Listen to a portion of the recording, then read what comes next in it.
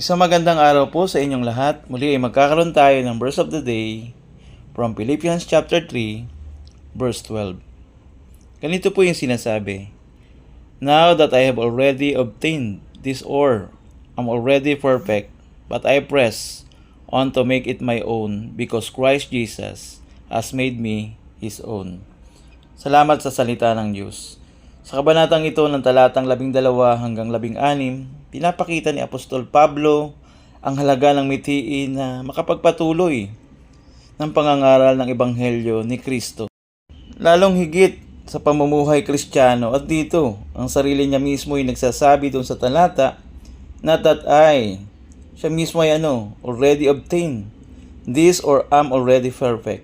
Means na pinapakita mismo niya na siya mismo hindi perpekto, na siya mismo nagdanas ng struggles sa buhay sa fallen world na ito, ngunit hindi tumigil na lang. Kaya masasabi natin, yung salitang continue to aim, na siyang ginawa ni Apostol Pablo, na siya'y nakatuon sa hinaharap na kanyang mithiin. Kaya nasabi niya, but I press on to make it my own. Pag sinabing press, inabot, nagpapatuloy, saan?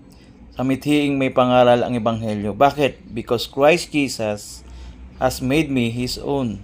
Ganito sinasabi ni Pablo sa mga taga-Pilipos na ganito rin tayo na bagamat maraming struggles sa buhay, hindi maguluhan, papalayo sa mithiin na ibahagi si Kristo sa iba. May layunin ng Diyos sa iyo kaya ka tinawag niya. Kaya ikay nakakilala sa Panginoon.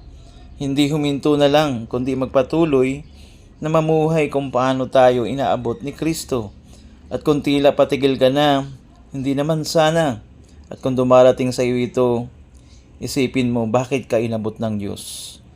Kaya ilapit mo ang buhay mo sa Panginoon upang ang mithiing makapagpatuloy ang mangyari sa iyong buhay. Kaya magpatuloy ka na abutin na magkakasamang isinusulong ang paglawak ng kanyang kaharian. Hindi tumigil o lumayo sa Diyos, kundi ang mangyari sa buhay natin ay magpatuloy. At kung nangyayari ito sa iyo, ihingi mo ng tawad sa Diyos. Magpatuloy ka at simulang gawin ang layunin at pinagagawa ng Diyos na may pananampalataya bilang tugon at gumagawa na mayroong balanseng buhay kung paano tayo namumuhay sa mundong ito.